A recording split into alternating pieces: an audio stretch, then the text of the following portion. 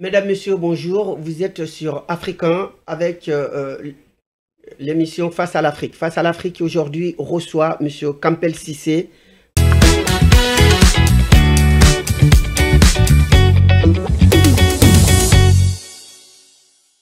M. Campbell Cissé est un acteur associatif et également un acteur politique.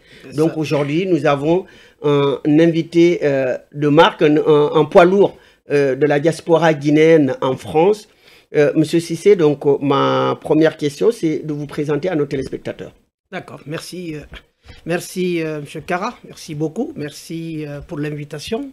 Donc je suis Cissé Campbell, Cissé Al-Hussein Campbell, et ancien président de la coordination des associations guinéennes de France et ancien coordinateur général du FRAD. Donc le FRAD, c'est le Front républicain pour l'alternance démocratique en Guinée, que j'ai dirigé pendant 3 ans.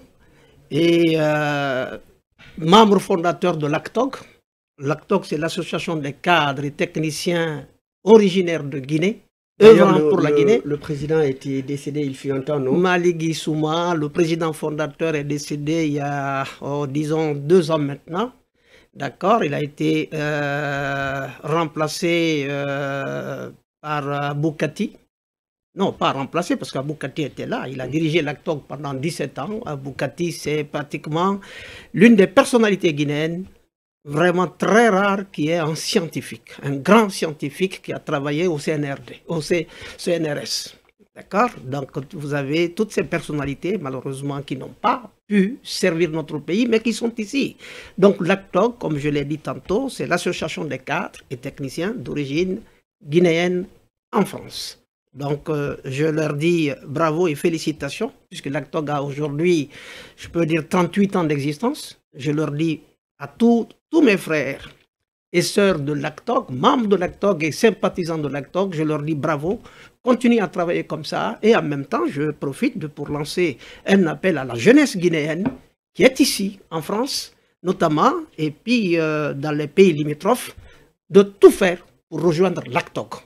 Parce que l'ACTOG, c'est une structure qui se bat pour amener, n'est-ce pas, du développement dans notre pays. Je suis également président de l'UIDG.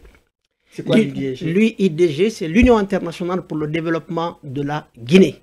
Donc c'est notre objectif, moi et mes collaborateurs, nous nous battons pour que la Guinée soit développée. Voilà, c'est ça l'objectif. Donc ça fait plusieurs années que vous vous battez pour la Guinée. Ça fait plusieurs années, ouais. Vous êtes un véritable combattant pour ce pays, pour le développement surtout de ce pays, au sein de la diaspora guinéenne en France. Monsieur Cissé, est-ce que vous croyez qu'aujourd'hui, votre travail apporte des fruits? Apporte des fruits, je pense que oui, puisque nous travaillons avec les convictions qui nous animent pour notre pays, pour le continent aussi, bien entendu, parce qu'on est là par rapport à ça.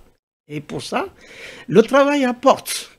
C'est vrai, parce qu'on ne se bat pas pour soi, on se bat pour le pays, on se bat pour la communauté en ce qui me concerne, puisque je vis ici en France depuis plusieurs années, n'est-ce pas? Mais depuis que je suis là, je me bats pour la communauté, puisque nous résidons ici, nos familles sont ici, mais nous nous battons aussi pour ce qui se passe ailleurs, en Afrique et surtout dans notre pays, en Guinée, là-bas. Nous voulons le développement, purement et simplement. C'est pour ça que nous nous battons. Voilà, d'accord. Donc, et à votre avis aujourd'hui, donc, comment se porte la Guinée? La Guinée, il y a beaucoup de contradictions. Mais ça, c'est normal. C'est la vie politique qui veut ça. Mais je peux dire que quelque part, la Guinée se porte bien. Bien entendu, nous avons une gente qui est au pouvoir, n'est-ce pas, qui a pris l'engagement, n'est-ce pas, notre président de la transition a pris l'engagement ferme en disant que la fin de la transition, c'est au 31 décembre. Et au 31 décembre, ils vont tous partir.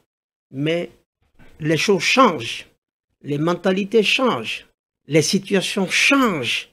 Et il y a une nouvelle génération de Guinéens qui sont à l'intérieur de la Guinée, qui sont aussi à l'extérieur, qui se battent également, n'est-ce pas, pour que le pays soit un pays viable, un pays démocratique, un pays développé, tout simplement.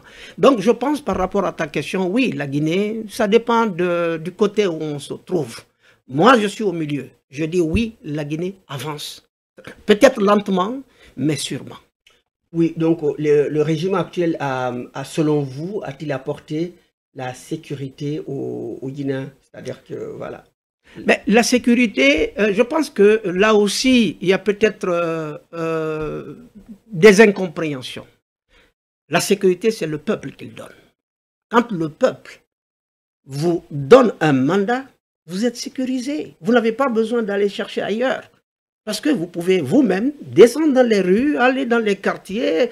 Je me rappelle quand on était jeune, le président Ahmed Sékou Touré, c'est ce qu'il faisait quand on était jeune. Il allait de concession en concession.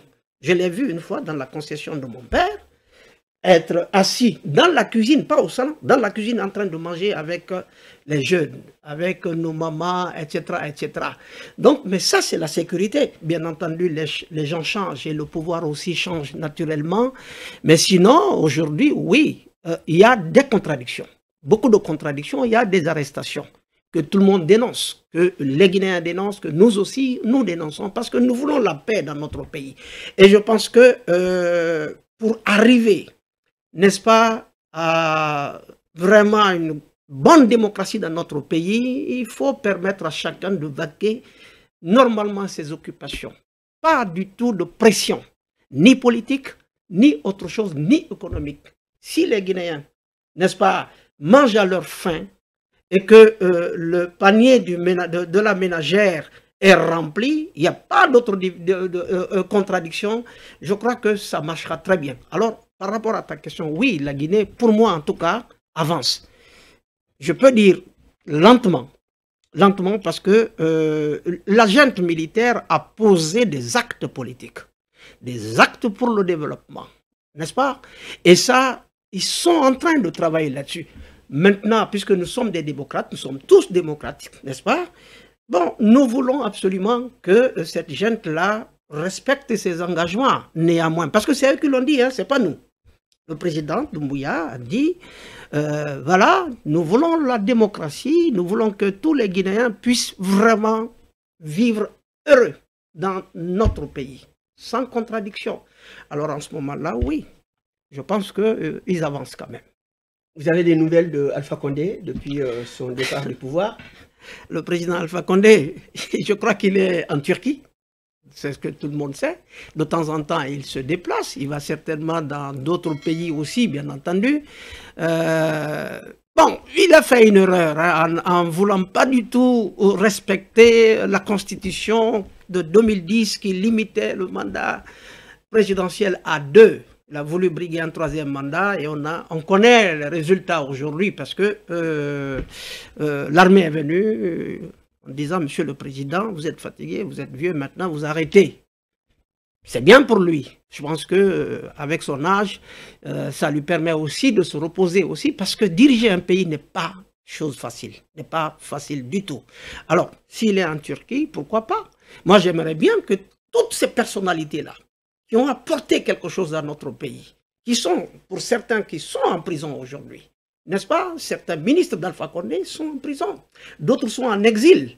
Aujourd'hui, Alpha Condé lui-même, c'est ce qu'on vient de dire, il est en Turquie. Ben, je pense que le président Doumbouya doit aller dans le sens de la réconciliation nationale. Dans le sens de la réconciliation. S'il fait ça... Et de faire rentrer tous ces Guinéens. Tous les Guinéens qui veulent rentrer doivent le faire. Je ne dis pas... Sans contrepartie, sans poursuite. Ben, sans poursuite. Ah, maintenant, si les Guinéens qui ont fait du mal à la Guinée, je ne dis pas à un individu, à la Guinée, sur le plan social, sur le plan économique, sur le plan politique, et encore politique, on le met entre guillemets. Mais sur le plan économique, je ne dis pas qu'ils ne doivent pas rentrer. Mais s'ils ont des comptes à rendre à la justice, pourquoi pas, ils doivent rentrer. Il y a la CRIEF qui a été mise en place. La Cour de répression des infractions économiques et financières, n'est-ce pas, qui est en place. C'est une cour spéciale, bien entendu, mais pour tous ceux qui ont fait du mal sur le plan économique à la Guinée. Si ceux-ci, en tout cas pour ceux qui sont cités, veulent rentrer, je dis oui, pourquoi vous ne rentrez pas? et vous présenter à la justice guinéenne, puisque le pouvoir est là, le CNRD est là, le président Doumbouya il est de l'autre côté, n'est-ce pas? Il ne doit pas se mêler de tout ça, mais la justice doit faire son travail. Et vous aussi, si vous avez des comptes à rendre à la Guinée, je dis pas à un individu, mais à la Guinée, mais rentrez quand même. Essayez de rentrer pour aller vous expliquer devant cette justice. Il y a beaucoup de gens, beaucoup de personnalités, beaucoup de ministres qui sont sur cette liste de la CRIEF, mais qui sont en Guinée, qui vivent bien. Certains ont été convoqués. Ils sont allés devant la justice s'expliquer sur leur gestion. Maintenant, ceux qui ont peur de rentrer, ceux-là, ils savent pourquoi ils ont peur de rentrer. Ça veut dire qu'ils ont quelque chose à se reprocher. Ça veut dire simplement, oui, ça veut dire simplement qu'ils ont quelque chose à se reprocher. Bien entendu, on ne va pas mettre tout ça sur le compte du CNRD, parce que chacun est responsable de ses actes. Exactement. Chacun est responsable de ses actes. Si vous savez que vous avez fait du mal à ce pays-là, sur le plan économique, alors que le pays est en train de se chercher aujourd'hui, pour développer le pays, bon, c'est à vous de savoir, c'est à vous de voir si vous faites face, n'est-ce pas, aux responsables, pas aux responsables, mais à la justice guinéenne, eh bien, vous assumez vos responsabilités. Est-ce qu'à votre avis, il y a aujourd'hui une opposition en Guinée? Parce que beaucoup sont en exil, comme vous l'avez dit. Beaucoup sont en exil. Donc aujourd'hui, qui est crédible comme opposant en Guinée? Moi, je ne peux pas aller dans ce sens-là, parce que je dis, d'abord, nous avons des opposants qui, en fait, en réalité, n'ont jamais accepté l'alternance à la tête de leur pays. Nous avons des opposants qui sont connus, qui sont des opposants vraiment connus depuis très longtemps. Comme Selou Diallo, comme Sidi Touré, Selou Diallo, mais ils sont à la tête de leur structure politique, de leur parti politique, mais sans alternance, depuis 30 ans. Depuis 35 ans pour certains. C'est-à-dire qu'ils ne gagnent pas, mais ils ne veulent pas laisser la place à d'autres. Eh bien alors, imaginez-vous un leader politique comme Selou Diallo, par exemple, je le cite parce qu'il est très connu, d'accord, reste sans, disons, même créer le cadre d'un congrès pour son parti, de manière à ce qu'il soit comment dirais-je, reconduit par sa formation politique. Je pense que ça pose un problème quand même. Parce que ça commence par là. Moi, ça pose un problème démocratique. Ça pose un problème démocratique. Moi, j'ai dirigé la coordination des associations guinéennes de France. Ici, pendant 3 ans, j'ai été élu pour 2 ans. Lorsqu'en 2009, il y a eu des problèmes politiques, aussi de la transition, n'est-ce pas? J'ai convoqué le conseil de sages, conseil consultatif à l'époque, je les appelais comme ça, conseil consultatif. Et la question a été posée clairement. Non, vous voulez continuer? J'ai dit non. Les jeunes sont venus, ils ont dit non, vous allez continuer pendant 1 année. Encore, j'ai continué pendant 1 année. Donc, j'ai dirigé la CAGF pendant 3 ans. Mais quand les 3 années sont arrivées, mon secrétaire à la communication, Kerno Kamara, je le cite ici et je lui rends aussi hommage, est venu chez moi avec sa femme et ses enfants pour me demander, Monsieur le Président, est-ce que vous voulez continuer? J'ai dit non, non, non, non, il faut l'alternance. J'ai accepté l'alternance. Je vous le jure, dès qu'il est sorti de chez moi, j'ai commencé à travailler pour lui. J'ai pris mon téléphone, j'ai commencé à appeler les uns et les autres. Kerno Kamara, moi je ne suis plus candidat. Donc c'est ça l'alternance. À un moment donné, le peuple ou votre communauté vous confie un mandat, respectez ce mandat-là. Lorsque ça termine, créer un cadre nécessaire de manière à ce que les gens puissent vous légitimer. Or, vous savez, aujourd'hui, comme je le disais tout à l'heure, nous avons nos leaders qui sont à la tête de leur structure pendant 30 ans, pendant 40 ans. Alors imaginez-vous, ça c'est leur structure politique. On sait comment ça se passe en Afrique. Vous êtes président. S'ils arrivent à la tête du pays. S'ils arrivent à la tête du pays, ils ne partiront pas. Malheureusement, c'est ça qui est difficile vraiment à accepter. Maintenant, on nous dit, tiens, il y a le président Doumbouya il veut se présenter, etc., etc. La transition se termine dans 2 mois, dans 3 mois. Oui, mais tout le monde a le droit de se présenter. Eh bien, c'est ce que je voulais dire. Comme tout le monde. S'il est guinéen et il veut se présenter, moi, je ne trouve pas d'objection sur ça. Je dis oui, monsieur le président, vous voulez vous présenter? Seulement créer un cadre nécessaire de manière à ce que ceux qui sont opposés puisse aussi le faire, honnêtement, sincèrement, devant le peuple. Qu'il y ait des élections libres, démocratiques et crédibles. Voilà, c'est tout. Les élections en Afrique ne sont jamais crédibles, nous le savons, malheureusement. Mais vous êtes Guinéen, vous voulez vous présenter devant le peuple, faites ça de manière sincère, de manière honnête. Maintenant, tout ce qui rentre là-dedans, dans les préparatifs, n'est-ce pas, de votre projet, ça c'est vous qui le savez avec vos équipes. Mais on doit permettre à chaque Guinéen de se présenter si en tout cas ils ont un projet pour la Guinée. Et la Guinée, vraiment, je pense que mérite amplement d'être bien développée aujourd'hui parce que c'est cela notre objectif. Encore une fois, moi je suis à la tête de cette structure, l'UIDG, l'Union internationale pour le développement de la Guinée. Je me bats, nous sommes en contact avec beaucoup de partenaires, n'est-ce pas, au développement, ceux qui peuvent nous aider dans cette démarche pour que nous puissions vraiment apporter tant bien que mal notre contribution pour le développement de la Guinée. En tout cas, vraiment, si tous ceux qui veulent se présenter pour diriger la Guinée, je dis simplement à la junte, au président de la transition, créer le cadre nécessaire, les conditions nécessaires pour leur permettre de venir se présenter. Maintenant, ceux qui ont des antécédents judiciaires avec la CRIEF ou avec d'autres structures judiciaires là-bas, ben, qu'ils puissent au moins rentrer pour s'expliquer. Parce que ça ne sert à rien d'être en exil permanemment. Si vous êtes en exil permanemment, c'est un préjudice que vous vous posez, vous personnellement, que vous posez aussi à votre entourage. Et surtout aussi à votre parti, parce que votre parti compte sur vous. Mais le parti compte sur vous, mais vous n'êtes pas là pour l'animer. C'est ça la difficulté. Mais depuis 1958, donc année de l'indépendance de la Guinée, plusieurs régimes ou même chefs d'État se sont succédés à la tête de ce pays, qui est un pays potentiellement riche, mais aujourd'hui qui ne décolle pas économiquement. Comment vous expliquez ça en tant que Guinéen? Malheureusement, en tant que Guinéen, en tant que patriote, je pense être patriote, puisque depuis des années, je me bats pour ce pays-là, je me bats pour la communauté parce que je vis ici, n'est-ce pas? Je pense que c'est un problème d'homme, c'est un problème de régime. C'est la Guinée qui n'a pas eu de chance, ou bien ce sont les hommes qui l'incarnent, qui le gèrent mal? Voilà, ce sont les hommes qui incarnent la Guinée et qui gèrent très très mal depuis très longtemps. D'accord, nous avons vu le temps de Sékou Touré, je le disais tout à l'heure.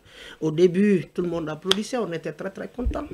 D'accord, nous avons vu le régime de Lansana Conté, le général Lansana Conté, qui a pris le pouvoir en 2004 aussi. Nous avons applaudi, c'était très très bien, mais vers la fin, n'est-ce pas, ça a été compliqué aussi.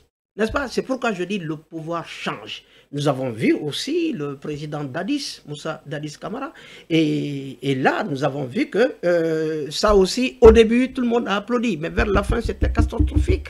Nous avons vu le général, n'est-ce pas, ministre de la Défense, Sekouba, n'est-ce pas, Sekouba, une année, un an, mais lui, il avait déjà des accords avec la communauté internationale de partir. Il est parti, mais il a fait ce qu'il peut. Mais on ne peut pas. Il n'est pas resté longtemps. Un an. Il est resté pratiquement un an, mais on ne développe pas un pays en l'espace de 3 ans. C'est pourquoi je dis, Dadis, une année, un peu plus d'une année, il est parti, n'est-ce pas? Sekouba, pratiquement. Et le général Mamadi Doumbouya, ça fait à peu près 3 ans maintenant, c'est leur engagement, c'est son engagement, en disant la transition, voilà, on a besoin de 3 ans, ces 3 ans vont se terminer, là, dans 2 mois et demi, dans 3 mois, pratiquement, dans 3 mois. Mais je pense que les conditions ne sont pas réunies. Parce que la Constitution... Pour organiser des élections. Bien sûr, parce qu'il faut d'abord finir la Constitution. Il y a un projet de Constitution qui nous a été proposé ici il y a un peu plus de mois. Il faut une nouvelle Constitution. Et ils ont rédigé une nouvelle Constitution, qui a été d'ailleurs du reste bien présentée, parce que j'étais dans la salle, dans le 14e arrondissement, j'étais là. Ils ont invité tous les Guinéens, toute la diaspora en France ici. Il y en a qui ont fait le déplacement de l'Allemagne, de la Belgique, de la Hollande, etc. pour venir écouter. Ça a été très bien présenté. Maintenant, ça c'est un projet. C'est un projet. Et la Constitution, s'ils finissent de rédiger cette Constitution, il y a un préalable. Le préalable, c'est de faire en sorte qu'un référendum soit organisé. Un un référendum constitutionnel de manière à ce que le peuple puisse vraiment dire oui, on est d'accord ou non, on n'est pas d'accord. S'il y a des amendements à faire, parce qu'il y a un certain nombre de travail aussi à faire sur cette constitution. Parce qu'une constitution, c'est libre. On peut l'amender, on peut l'enrichir, mais on ne le fait pas du tic au tac. Il faut du temps par rapport à ça. Voilà. Donc, il y a un travail conséquent qui reste à faire. C'est pourquoi je dis, bon, en 2 mois, 3 mois... Donc, selon vous, combien de temps ils peuvent encore avoir pour pouvoir peaufiner tout ça et organiser des élections, c'est-à-dire confectionner une liste électorale qui est acceptée par tous, et puis laisser les opposants rentrer, mettre les bases et organiser des élections présidentielles? Vous pensez que ils peuvent encore avoir 1 an, 2 ans? Je pense très sincèrement, connaissant un tout petit peu la situation politique du pays, on dit ça finit dans 2 mois et demi, 3 mois, etc. Oui, ça c'est l'engagement. Mais le contexte actuel, je pense, ne permet pas l'organisation des élections libres et transparentes aujourd'hui. En 2 mois, en 3 mois, ce n'est pas possible. Je l'ai dit tout à l'heure, il faut un référendum. Un référendum qui puisse accepter cette constitution. Ce n'est pas fait. Ils n'ont même pas commencé à débattre, n'est-ce pas, le contenu de cette constitution devant les médias. Et il faut le faire.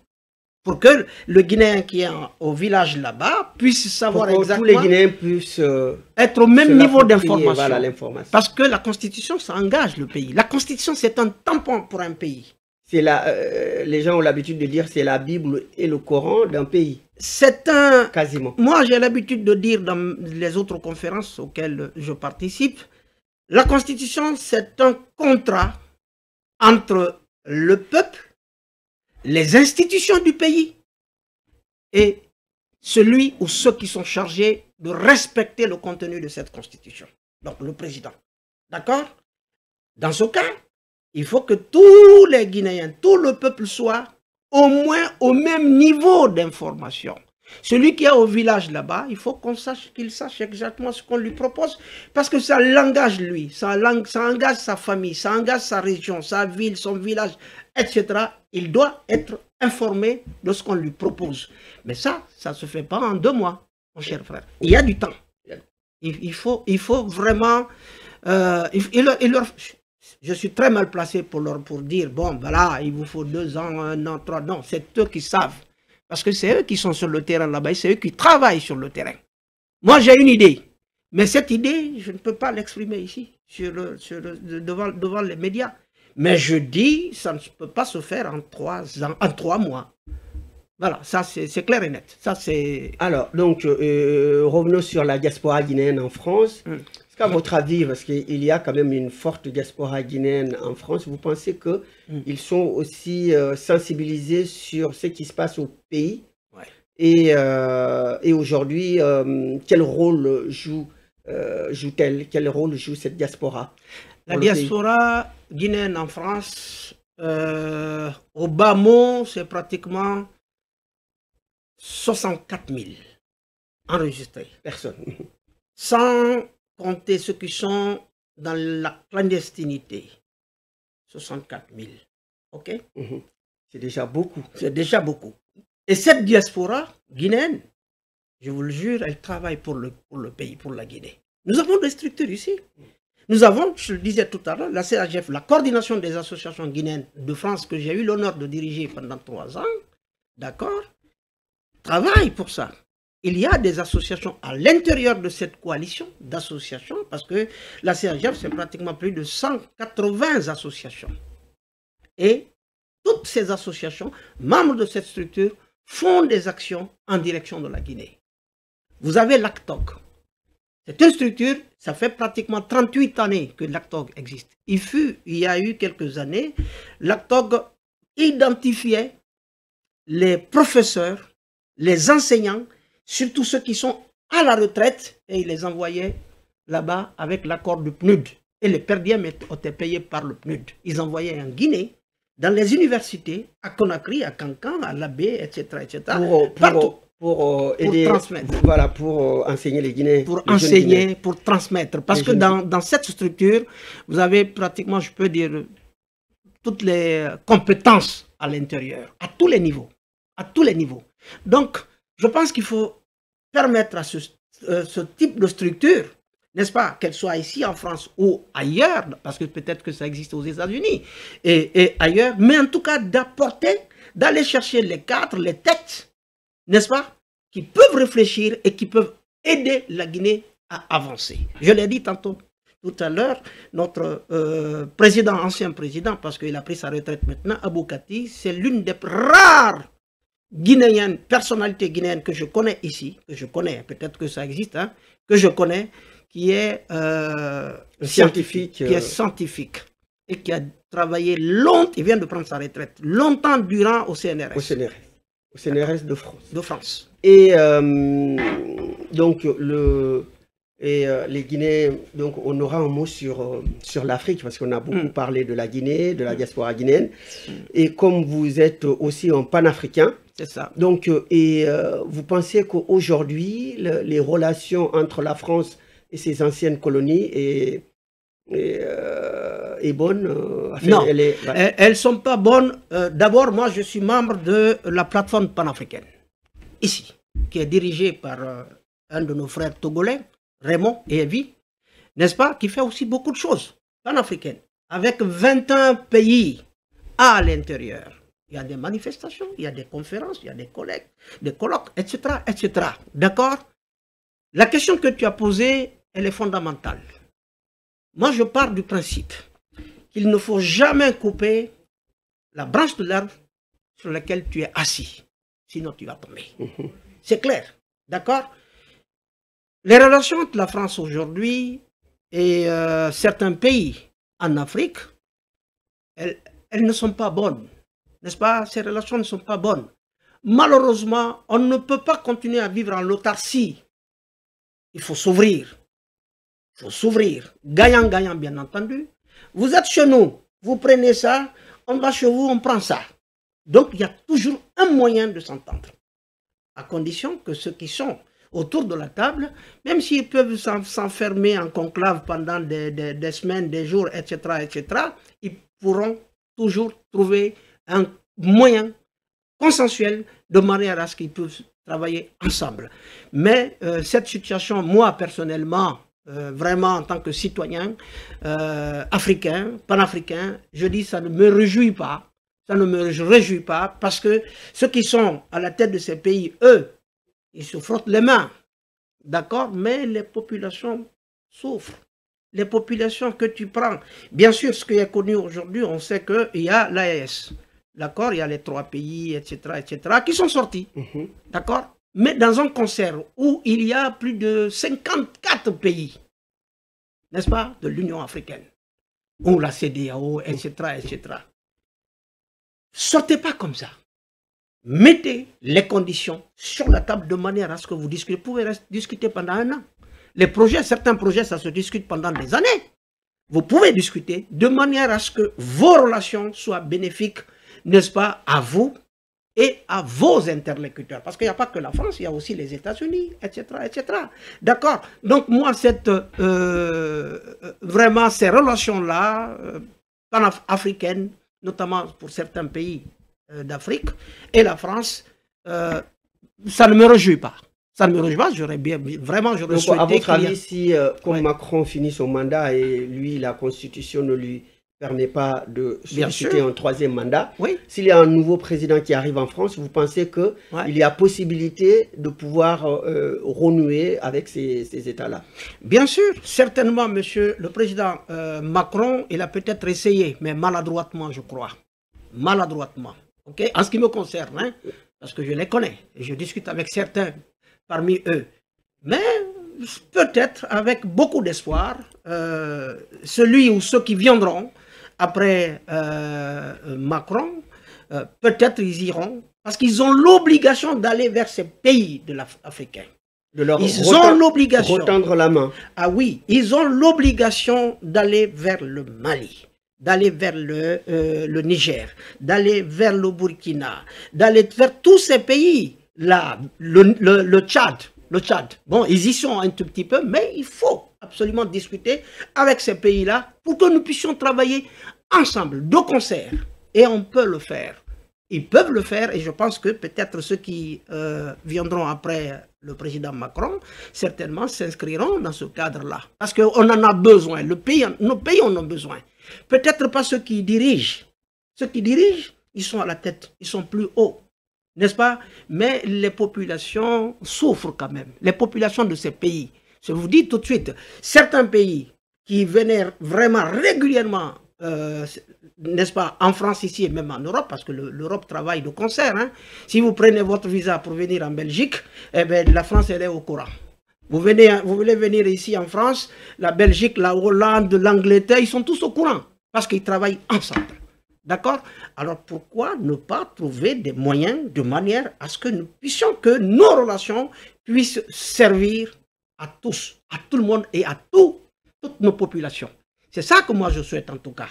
Et ça, je pense que je l'ai dit dans certains endroits, mais la politique, elle est complexe. Très, très difficile. Soit vous êtes écouté, soit vous n'êtes pas écouté du tout. Mais ce que je dis, je le dis sincèrement au fond de moi. Ouais. Au fond de moi.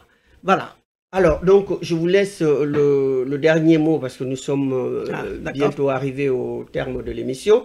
D'accord. Donc, qu'est-ce que aujourd'hui vous dites à la fois à la diaspora guinéenne, aux autorités guinéennes et également donc pour que cette diaspora soit utile au peuple guinéen? D'abord, j'apprécie très sincèrement, quand ils sont venus nous voir ici, il y a un peu plus d'un mois, dans le 14e arrondissement, pour dire, la diaspora guinéenne de France, on vient vous voir pour vous présenter le projet de la Constitution. La Constitution, ce n'est pas un individu, c'est le pays. C'est un contrat, c'est le pays. D'accord? Ils sont venus, ils ont présenté, il y en a qui étaient contents, d'autres pas. Il y a même des jeunes qui sont venus saboter, etc., etc.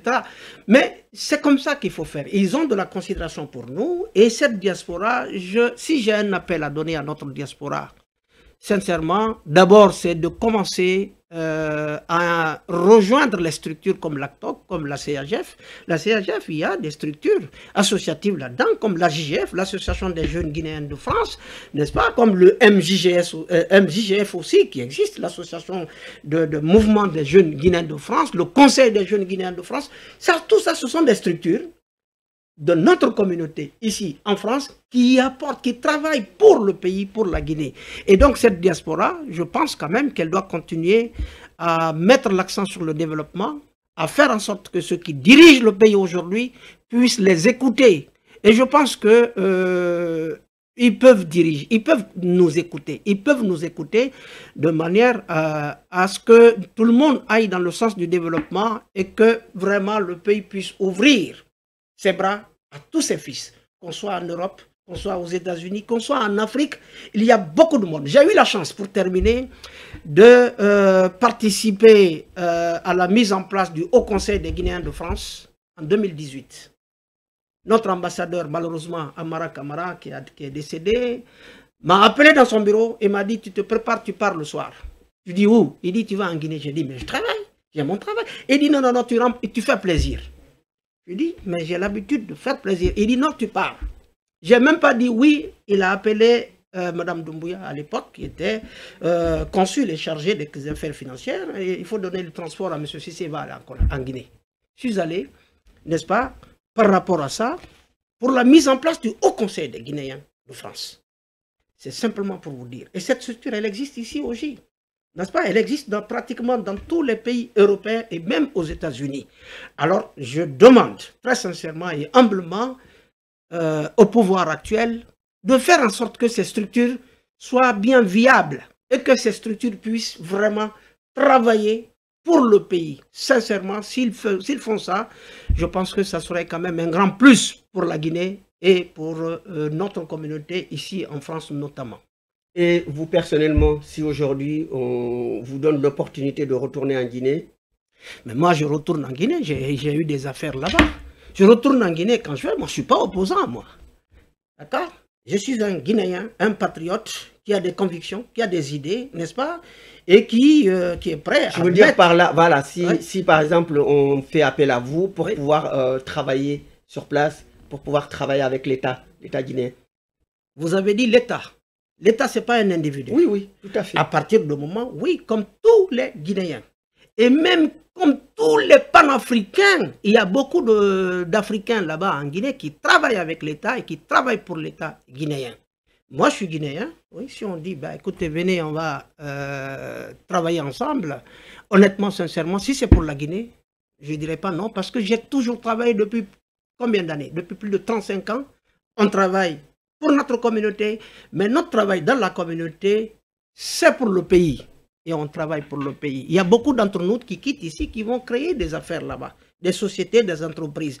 J'aimerais bien que les conditions aussi soient créées pour que l'État puisse encourager ces Guinéens qui viennent investir dans notre pays là-bas. Parce qu'il ne faut pas que ce soit toujours les étrangers, notamment ou les Russes ou les Chinois qui viennent, à qui on donne les gros marchés. Les Guinéens peuvent le faire. Certains pays en Afrique comme le Togo, le Bénin, ils l'ont fait déjà.